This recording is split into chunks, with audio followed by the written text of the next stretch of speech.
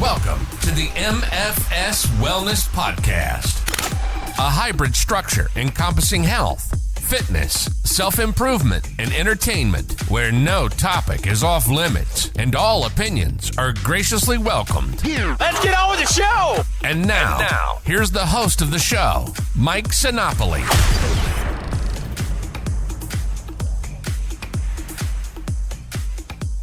Welcome to the MFS Wellness Podcast. I am Mike Sinopoli, certified nutrition coach, consultant, counselor, call me whatever you would like. As 2023 approaches, the new year is already here. I think 2022 went by relatively quickly. I can't believe it that the calendar is already going to flip. I'm going to be 40 next year.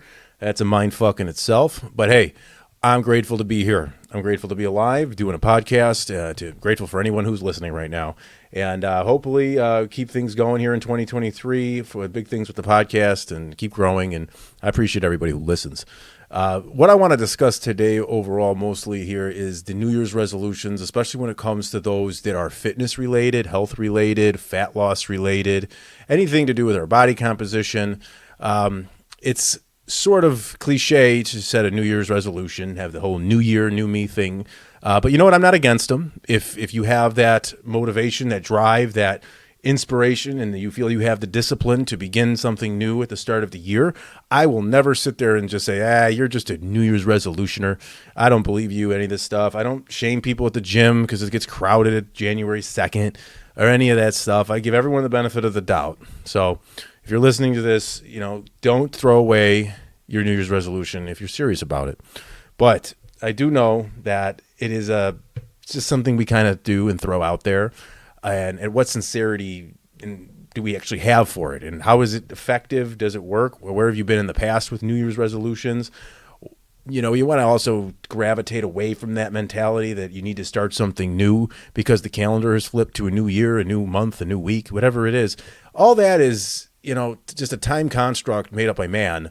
You could start something in July on a Thursday. Who cares? That's kind of a good mindset to go into and make that a New Year's resolution right there. That's a good resolution to start with. If you're only making changes on specific calendar dates because you're programmed and wired to only follow these years and months and weeks to restart something new, you waste a lot of days just kind of waiting around for the next day of the calendar, the right day to flip.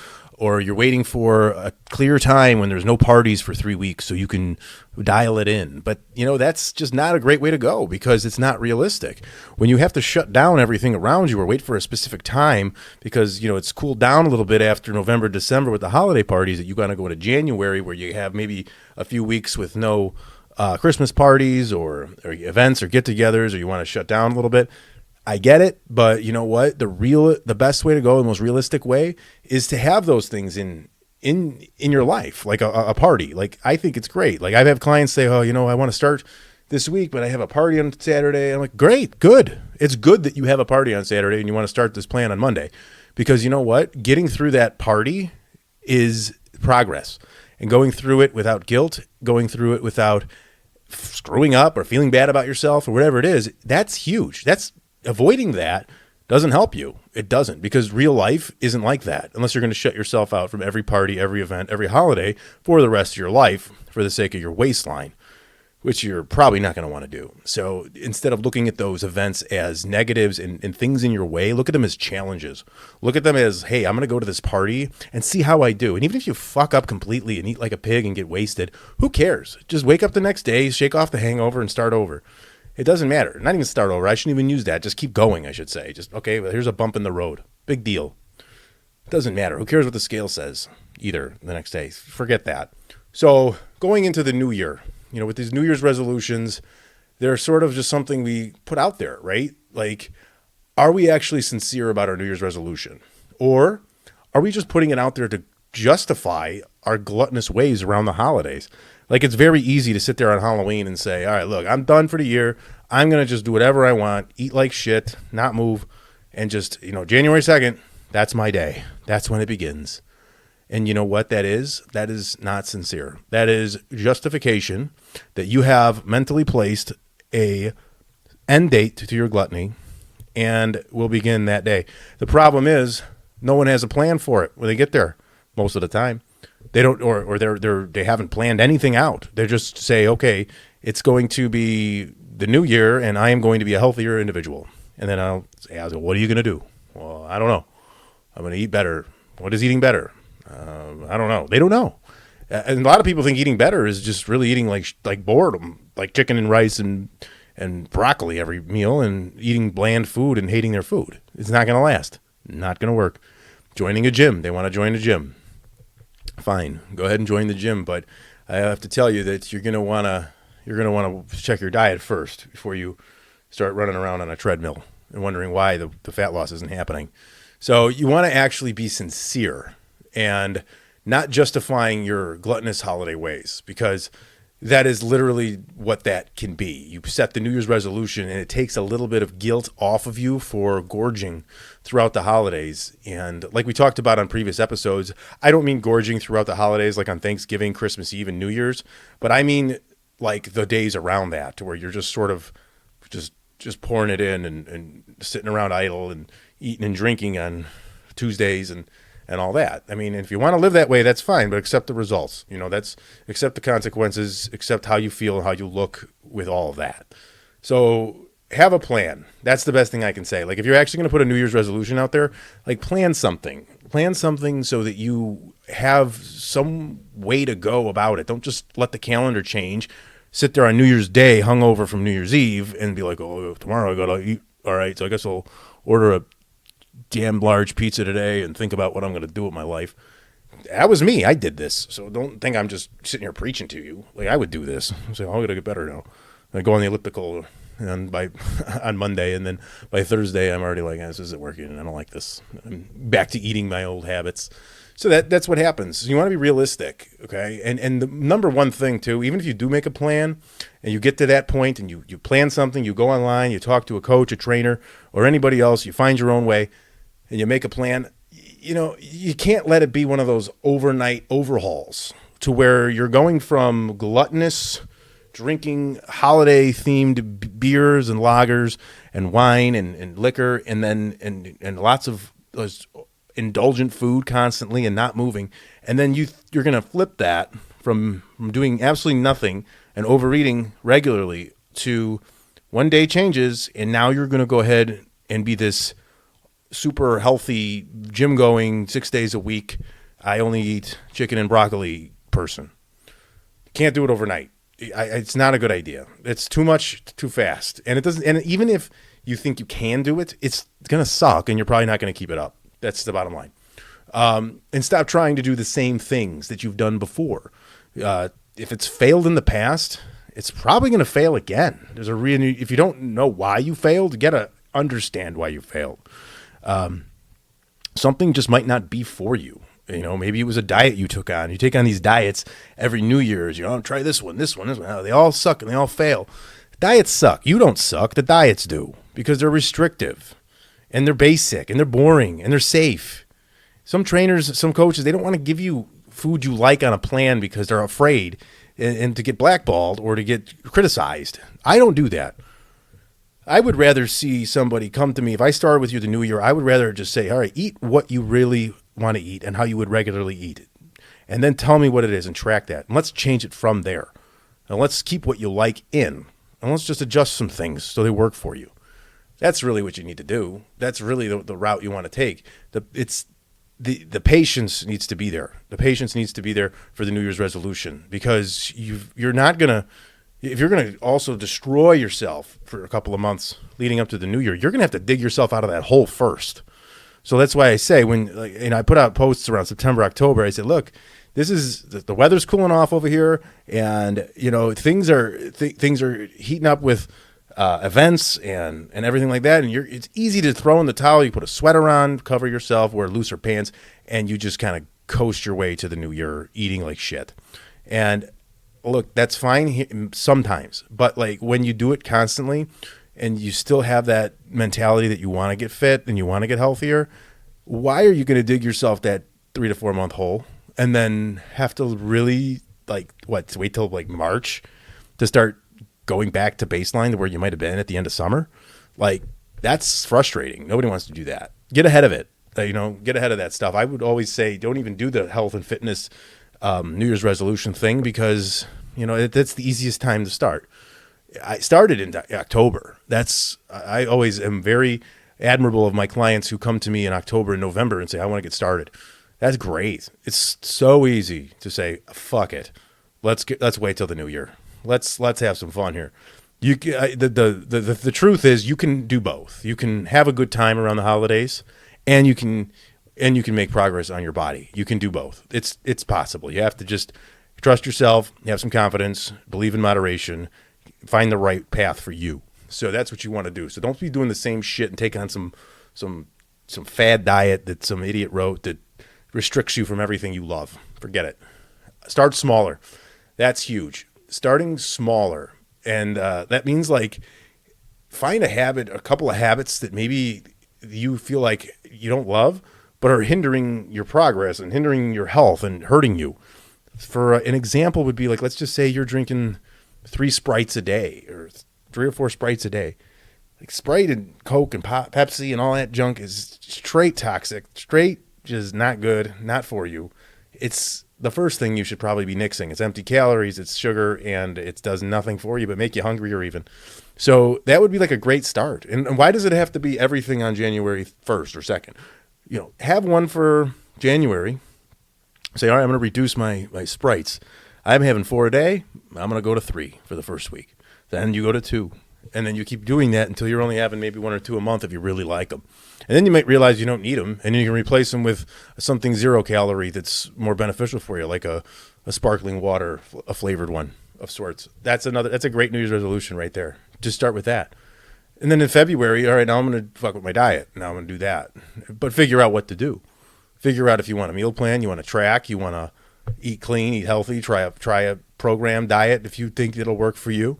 Figure out what you really think is going to work. If you're going into it with dread and disdain and just deflatedness, it's not going to work. That's the worst way to get started. You have to have a little bit of a excitement to it, so you want to find something that, okay, this looks like I can do this forever.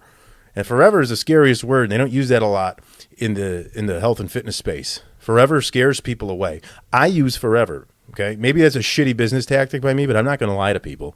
That's why you see out there the 7-day cleanse, the 21-day fix, the detox, the 30-day detox, the 90-day shred, or whatever they call it. They put these time limits because people in their heads, I'm going to buy that, so in 2 weeks I'm going to look like this ripped person on the cover. It's a scam. It's garbage. It's nonsense. And it's dependency. Those diets, any diet that's that strict is going to be dependency focused, because what they're going to do is you're going to lose the weight. Don't get me wrong. You're going to lose the weight you want to lose on these diets, these low calorie restrictive ones, but you're not going to keep it off. And then what happens is you go off the diet. Maybe you stick to it for a few weeks and you lose 8 to 10 pounds or something like that. And then you go off of it because it sucks. And then you gain it back. And then you're sitting there depressed one day and you're like, well, I got to go back on that diet because I lost 10 pounds. Now you're going to go and re-sign up for the diet because you lost. Now you need that. Now the diet has you. That's the dependency. You don't want that. You want to depend on you.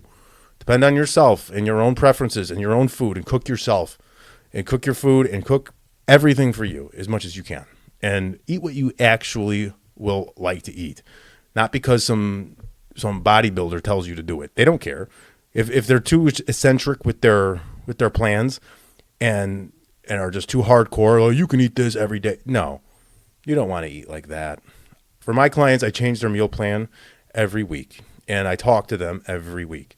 And I say, what works, what doesn't? What do you want to keep? What do you want to ditch? You want to do a whole new one? You want to keep something? Whatever. You tell me what isn't working, what is. And that's not just taste. That's also prep. That's their expenses. Some foods are more expensive than others. You take protein bars. We get a box of Quest bars, and I think it's I don't know, 8 of them, and it's like $17 now. It's a lot of money for protein bars. So I'm not going to tell a client you have to eat these because, I can't afford them that often. Or then what are you doing? Okay, well, let's find something more affordable for you that'll work. Affordability, convenience, and taste preference. All very important things. So know what you're doing when you get into a New Year's resolution, and don't stop because you don't stop because you fail or because an event came up and you had an extra piece of cake and 5 glasses of wine. Who cares? Oh, big deal. Let yourself fail. Give yourself some forgiveness. Give yourself some grace, because it's not like that out there. The perfection is not there for anyone. And most people and anyone, if you see a very like in shape, ripped person, good for them. Good for them. I respect it. It's great. But there's a chance that those people are actually somewhat miserable because they're not enjoying the process of what it takes to look the way they do. So you want to love the process. You want to take the result out of your head and get excited about, hey, I'm going to find a new way to live that I like. Try things, let it fail, let it suck, and then know you don't want to do it anymore. You don't just, keep trying certain things if you think you can do it. You don't have to, just because you failed once, don't throw it away. You can try again, and then eventually you have to come to terms and be like, this isn't for me. So, and just try again, and don't wait for Monday. Don't wait for the next month. Don't wait for 2024. Just keep going. And I'll tell you, if you do a plan, if you make yourself a process and a plan, and you follow that plan 80% of the time, you're going to make so much progress, and you're going to have had so many events you're going to look back at and be like, wow, yeah, you're right. I look pretty good. I lost X amount of weight, pounds on the scale. I like how I look. I feel better. Oh, and I still went to this event, this event, and I ate this, I ate that, and I look like this. And this is great. That's the epiphany. That's the aha moment in your head that you want to hit when you're going on something, on a lifestyle change. You want to hit that moment of, wow, I can live like this. Because you're not going to be excited about the results if you hated the process.